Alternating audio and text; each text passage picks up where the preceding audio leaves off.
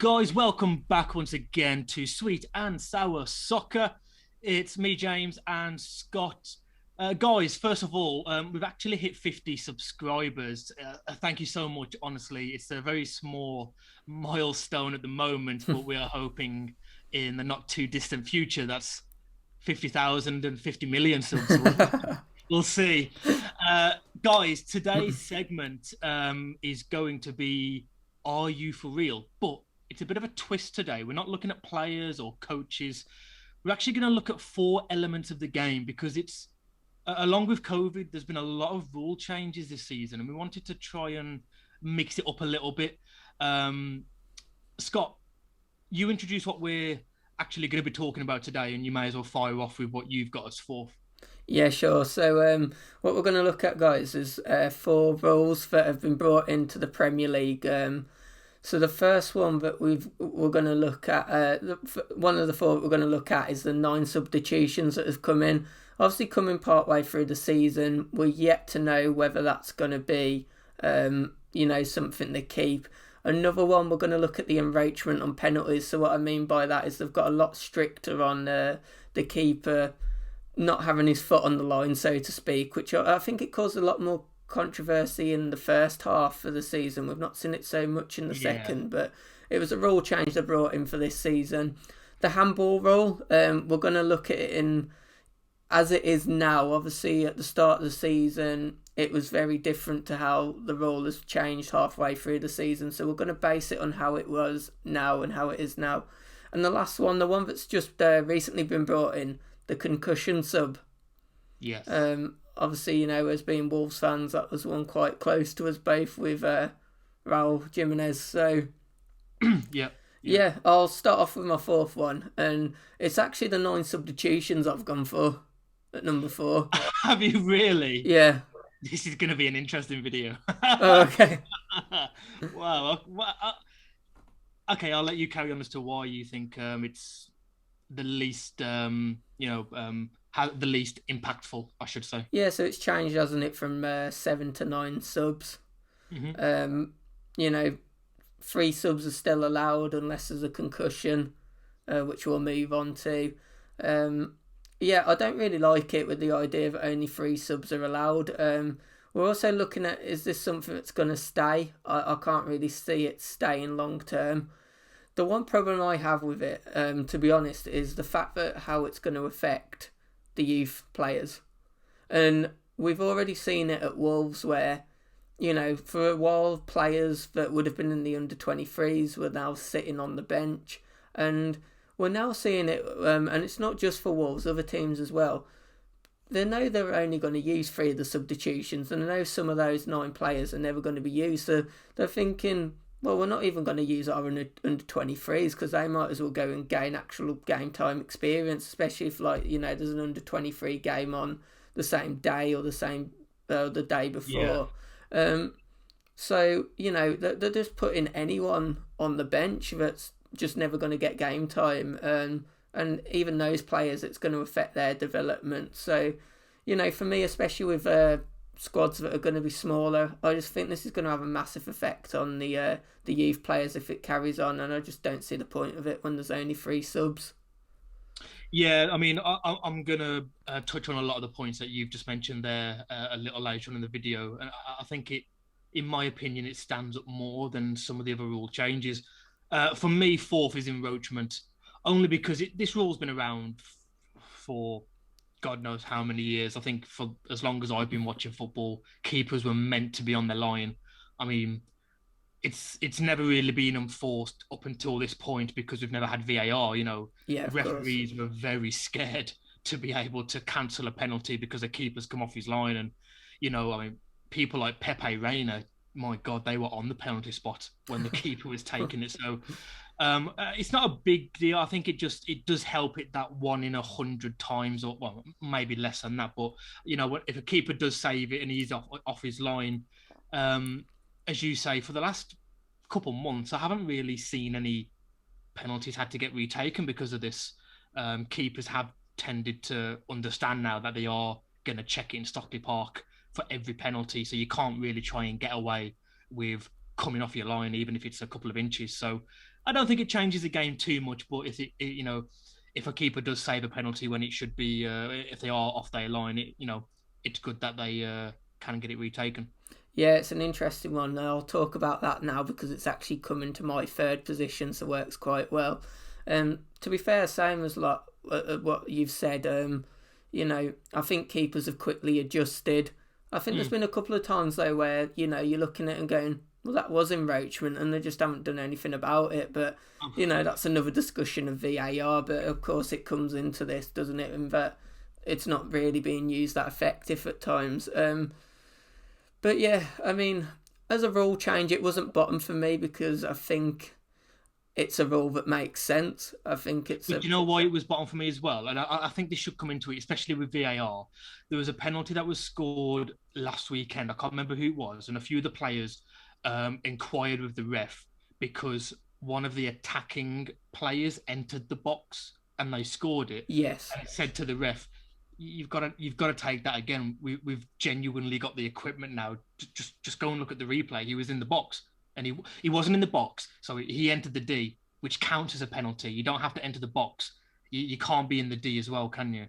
And that's what they encroached in. So, I mean, again, that's why it's fourth, because even with the technology we've got now, that whether it's the on-field officials or in Stockley Park, they're just clowns. So it makes no difference, really. That's why it's bottom for me, because even when they are committing these offences, it doesn't get flagged. Yeah, I couldn't disagree with it too much. You put it bottom, I've put it third. I mean, yeah.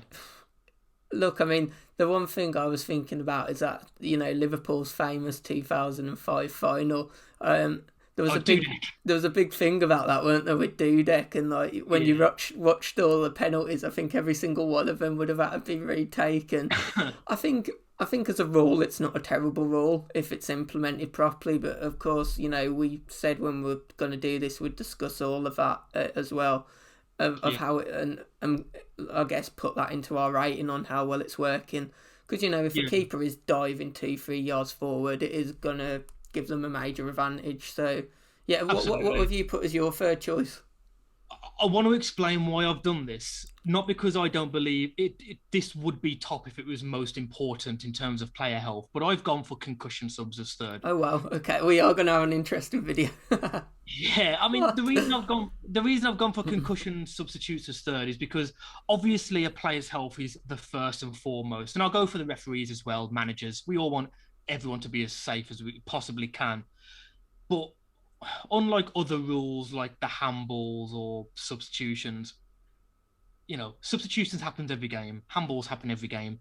How many serious head injuries do we get? And don't get me wrong, I want to make this clear. I'm not taking it away from the severity of concussions. Luckily now we are in an age of sports science, and I know it's changed huge laws in the US in terms of the NFL tackling and rugby, and it's really, really needed. But for me, it's not a rule that is going to affect every game. I get what you're saying. It's not going to actually be seen that often. Yeah, don't get me wrong. Because the rule is now, I thought I knew it, but you actually informed me just before we came on. It's a good thing I double checked. I thought each team was allowed one concussion substitute. It's actually two. He said. And the other team then is allowed to make a substitution if you make a concussion substitution. But that team then has to take that substitution right there on the spot at the same time as a concussion, or they lose it. I really don't know how I feel about that. It's a shame that the other team has had a concussion, and we don't want any player to ever get an injury like that. But I don't see why another team would have to change their whole maybe tactics or formation, or have an extra substitute that they have to use there and then, or they lose. I don't know. I need to give it more thought. Yeah, I mean, look, this ties in brilliantly because, this is working quite well at the moment because I've actually put it second, so now I can also cover... We haven't planned this. We generally haven't. No, not at all. Interestingly, I was quite shocked when you put it third. That's because for me there was like a clear third and fourth and a clear second and first. Obviously, I could accept changing them round. I'm just surprised you put it that low. Well, don't get me wrong. It's like you said at the start when you mentioned substitutions. The Raul Jimenez one has touched Wolves fans more than most Yeah. fans, obviously. So I'm not taking away the severity of the injuries or the seriousness of it, just the impact. Will it have the impact on the game? I mean, look at that. You know, we're going to come on to handballs. That was killing the game week in, week out, you I know. completely agree with that, and that's the only reason actually why I have put it second, in the Yeah. fact that it's brilliant, but it's not going to have a major impact on the game week in, week out. Um, there's still a small issue around it. I'm not sure too much how I feel about the fact that there's two concussion subs, and one thing I don't particularly like is the fact that now, say a player has a concussion sub, like a team has a concussion sub, and a player has to go off. The other team then has to use their substitution at the same moment at the moment. So it doesn't give them much notice.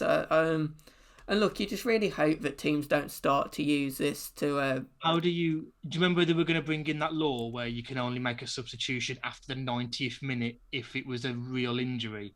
How do you how do you monitor that? How do you look? You're just You know, going to you have to give can't. the benefit of the doubt. But I think if any team is seen to exploit this, they're going to have to hang their head in real shame. Listen, if that gets you fourth instead of fifth and an extra £100 million, do you think a little bit of shame is gonna, the No, difference of course, between of getting course. Champions League football or not? I mean, we We really know it's hope they shameful. don't exploit it. But I think it's a great rule in general. I think, we mentioned the Raul one.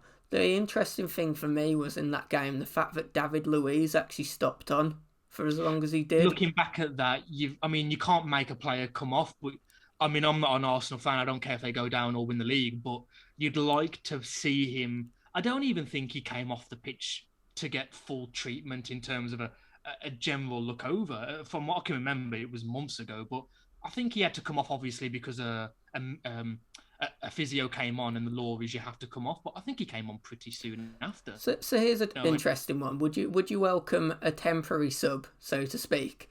So in that situation, maybe David Luiz goes off for 10 minutes. He has a proper assessment, because I'm sure I've heard that these assessments, to be done properly, they need to take 10 or 15 minutes. Would maybe a way of improving this, you welcome a temporary sub, or would that just maybe, it's a long time in a football game, yeah? 15 minutes, I mean, that only makes sense if it's before the 75th, 80th minute. So, um, that's a good question. I'll be honest, because the problem is because we don't talk about these things, we try to keep it as natural as possible on the streams. You've stumped me there. I don't know how I feel about that. Oh, I didn't know. I didn't think I was going to ask it myself. It literally just came. Oh, My right. my brain just started going as you were speaking, and I was thinking, Yeah, I yeah, mean would I accept that's a that? really good question. I don't know. I'd have to look at the pros and cons. I don't want to give a nothing answer now because you put me on the spot. I can't. I'm trying to think of what the negatives would be or the positives. Would it Well, let's would it open be it if up you're to winning 1-0? Would it be fair to just bring on a defender if yeah, you've of got no course. It substitute? could be used as a tactical change. Well, if you've used all your substitutes to try and get yourself back in the game, and you're 1-0 up, it's a big game, and you've got a concussion in the 70th minute, I'll whip on a defender. I Or don't they know how have I a feel. proper check. Yeah, yeah, yeah. I get that. It's an interesting one. I mean, Mm. people listening, let us know what you think. So let's move on to your second, because we haven't used your. Yeah. I'm guessing it's going to be the 9 sub rule, is it? Am I correct? No. What? What? You've not put that top. Was it your fourth or third? It was your fourth, That was wasn't it? my fourth. Oh god, I can't wait for this I know. explanation. Go on. I knew we had polar opinions when it came to football and general things, but I didn't think I it. mean, look, at least I never thought doing this segment we'd have a one and a fourth. Put it that way. it's But going to tie in well, because it means you can do your handball and I can do my handball ranked one. As we yeah, say, guys, we don't plan this. It's just worked really I, well. I'm going to try and explain my thought process, and hopefully I've given it enough thought that I don't look stupid. I mean, the handball. This was my hardest one. I will give myself that defense now before I start talking. This was the hardest one because, I mean, Jamie Carragher, I loved his rant. I love his passion for the game. And if we ever do a pundits one, that'll be really interesting. But it was the Newcastle Spurs early on in the season, the dire handball. I think it was Andy Carroll won a header, and they got a penalty in the last minute, didn't they? Newcastle Yeah. and drew 1-1. And Carragher just went mad, saying, "Look what you're doing, UEFA. You're killing the game. We don't want to see this in our league." Blah blah blah. And I love the passion for it. And the handball rule was just. I don't have to explain too much of what it was doing to the game. Even a half-hearted football fan knew the problems it was causing. We were seeing it. I remember when I was a kid, seeing a penalty on a game match of the day was a big thing. It was like, I see a penalty at the weekend. Now, when kids go to school, it was, God, did you see all those penalties? Yeah, It yeah. seems like there's 5 or 6 a weekend now. The funny thing was that you were thinking you were half hoping that your winger would just cross the ball into the guy's hand. Well, that was what people were effectively being accused of. Yeah. Not in a bad way. They weren't cheating because that was a rule. I'm pretty sure Raheem Sterling did it. He flicked the ball up and it hit the defender's hand and got a penalty, or he went to VAR. But that's what would have happened. The players would have trained for that instance, just to flick the ball up when their hands are by the side and it's a penalty. It was a nonsense rule. It's just, again, old white men given the power to make football rules for a sport they've never played at a semi-decent level, Yeah, never mind the yeah. highest level.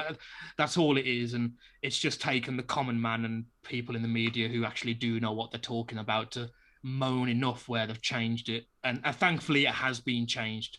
So what do The you what do reason you make of the rule, the way it has changed? What are your views of the rule now? it seems to change monthly. It's from they count the armpit as handball, as like the offside, don't they now? Yeah. But it has to be. Do you remember the penalty we got given against us against Leicester? Kilman. Not off the top of my head. Go on. It kind of hit his arm. I'm pretty sure it was given. It hit his arm. His arm was kind of close, but there wasn't much distance between them, and he did put it in with some pace. Um, the rule's never going to be perfect because it's opinionated. It's not like a penalty on the line or not. It's either on the line or it isn't. We can see it. So there's going to be opinions, but it's any rule that they've got now is an improvement on what it was. Yeah, I definitely. That's why it's my top, because it changed so much that it has made it a lot better. As you know, as we joked about, the wingers are literally just trying to hit the guy's arm in a way because it'd be a penalty. Sometimes it would be a shot which was just blasted from close distance, which would hit the arm and the player has no chance of moving it, and that's a penalty. It was just getting a really stupid rule. Obviously, it's changed now. It's improving quite a lot. Some common sense is coming into it. And that's the thing with the handball rule, isn't it? In that you're never going to be able to define a handball rule that's got a perfect nature. You are going to have to rely on the ref's common sense at times, which depends on the ref, doesn't it? Sometimes that's very minimal. But Yeah, yeah. the one thing I don't like about it, though, at the moment is there's a kind of view that if a player raises his hand like that and it hits it, that's a penalty. I see the reasoning for that, but at the same time, sometimes, especially when it's really close distance, if you've got a ball that's coming towards your face and you naturally go to defend it, but let's say it's not going to actually hit your face and it's going to come very close, but it's going to hit like, let's say like there, for instance, just a bit away from the face. It's a bit harsh if that's a penalty, but then at the same time, you're never going to get a perfect rule. So that would be my only criticism of this new rule.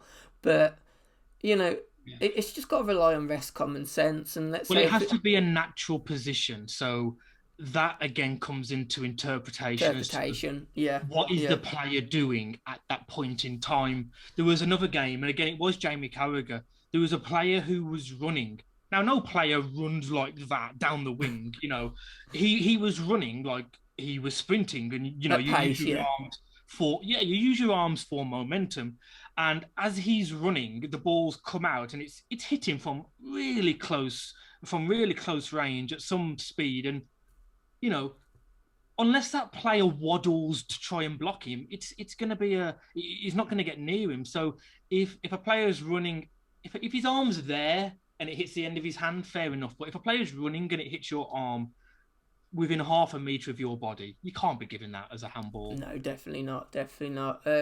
but it has improved a lot, hasn't it? Go on then. Yeah. Let's move on to your 9 sub, because I'm really interested on how the hell you're gonna sell this as the most important one, especially when it was my fourth choice. I mean, this is just Go ahead. I'll let you have the Yeah, but spotlight. I mean, I just want to, again, in my self-defense, this is opinion, so I can't be wrong, technically. I mean, I you, can you be, you can't be wrong, but you're very close to wrong. yeah, I can be ridiculed. I can't be wrong. No, I don't think you gave the reasons earlier, and they were good reasons. I completely agree, and more so. I don't think you gave the reasons earlier enough credence. I think everything you said was right, but I don't think you either believed it enough or thought it mattered enough. I mean, the fact that I'd rather come on to the youth development last, because I think that's more of a subject to our hearts. But So you're saying the fact that I put it down and I was really right to do so, and in fact didn't enforce it enough. I'm really in. Let's move on. Why it's first for you? yeah, because for me, I don't see why. It's in the 60s there was no subs. Then they allowed one. Then they allowed three. Then they allowed five. Now you 9 players on a bench. I know it's COVID, but fuck me, 9 players. Look, Manchester City against us didn't have space for Benjamin Mendy. This is a £50 million player. This man cost £50 million. £50 million, and he can't get into a 20-man squad. That alone should just say how ridiculous this is. £50 million. You can't get on the bench. What's this man? This man must have nudes of Guardiola or something. Like, I don't. I just find it madness. It doesn't even really help Liverpool or Man United or Leicester. It just helps City and maybe Chelsea if they spend another 300 million. You can't have a bench worth £500 million or £300 million. Where's the tactical nous gone from the game? In the past, when it was 5 substitutes, which it was for decades when I was growing up, you had to decide. You get your keeper, obviously. You always got a keeper. Do I think this is going to be a cagey game? Do I need 2 defenders? Do I go for 2 midfielders, but if a striker gets injured, maybe a player midfielder that can maybe play that striker role, like a Dele Alli, like a false number 9. But maybe, where there's no picking of a team. When it gets to a Friday night, if you've got a game on Saturday, you just say, right, on the bus, because the odds are you just tell your whole squad, jump on, lads, 20 seats. I'm starting to come around now, because the way that I thought you were going to put it was this was a great rule change. What I didn't It's hideous. What I did, well, that's it. What I didn't consider was the fact that it's that bad that it should be ranked first because of how stupid it is. I mean, I'm still happy with my rankings, but I've gone from thinking you're wrong and a bit of an idiot to actually seeing where you're coming from in this. You're actually saying you're saying it's that bad a rule that it deserves to be first because it's the most stupid change that they've implemented. It's ridiculous. Yeah. They've brought it in for COVID. I'm not being funny. What were they expecting to happen? Were they expecting players to catch COVID halfway through the game, so they might need an extra few? What were they expecting? And we haven't even come on to the point of youth development. We've got players sitting on our bench that haven't played football for 6 months. It's just shock. Yeah, I mean, we might see a knock-on effect because of this. It's not for the cities and the PSGs, they'll be fine. But the West Hams, I'm even going to say big clubs like Everton, they're renowned for bringing through youth. The clubs like us, I mean, we've got players. Sometimes a player will enter the Wolves bench, and even I'm going, who's that? Yeah, I haven't even heard of him on the under-23s, and I'd like to do a bit of research on the 23s, yeah. That's criminal. These players, and these aren't 17, 18-year-olds. Sometimes these are players that are 21, 22, and you've got to think, if you haven't got at least 50 Prem appearances under your belt at 21, 22, unless you're Jamie Vardy, which happens once every 100 years, It's very I difficult. mean, we could keep going on and on about this. The last point I will make, just off the back of that, what you've just made, is could this rule actually affect lower league clubs then? Because you could have these I must be players honest, I don't make. know the rules. Is that the same in the EFL? Well, Is this what I was more thinking from a Prem perspective, and hear me out here. So if the Prem can offer more money. So if you've got a player that like could play regularly in League One, for example, or the Championship on 5-10 grand a week, or he's getting paid literally 20 grand to sit on the bench, is that going to affect young players getting their loan moves to the lower leagues? It's for me. This can't go on beyond this season. I think it's a ridiculous rule. Yeah, yeah? And and I that's how don't, to finish on it. To I be don't even fair, like seven. I'll be honest, I wasn't a fan of when seven subs came in. I know that's been in for like what, five or you six can only years now. use a third of your subs now. Look, I mean, at first I No. thought you ranking it first was a daft thing, but now I can actually see that you looked at it slightly different to me in that I don't think you're right still, but you've looked at it and gone, it's that stupid a rule and it's going to have that little impact that in fact it should be top for that reason. I think it will have such a big impact on players moving forward, Well, especially yeah, younger that's what, players. in fact, it will have a You big know, impact on the youth. Yeah. I mean, yeah, should we leave it yeah, there? leave it there. As I'm glad always, I'm guys, glad I've won you like, down. subscribe to So the channel. take this segment as a win.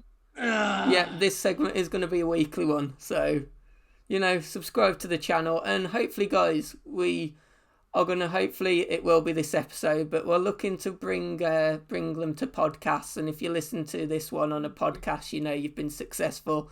If it's not available, then we haven't been yet. But hopefully, it's there. So, thanks for listening, Also, guys. we Follow are us on the socials. yeah, one more thing. We are looking to do a weekly segment of like a fan zone thing. 4 or 5 fans. We don't actually want them all to be Wolves fans, do we? We want to hear from West Ham fans, Yeah, Leicester anyone. fans. You could be a Cardiff fan. Obviously, you've just hired one of our ex-coaches, Mick McCarthy, and gone on a 10-game unbeaten run, 7 wins, 3 draws, and 3 draws in 10 games. So, I mean, any fan of any club, it doesn't matter where you are in the country or overseas. If we have any overseas viewers, send us an email, drop a comment, anything you want on any of the socials, and let us know if you want to come on. Yeah, definitely, guys. Thanks for watching. See you guys.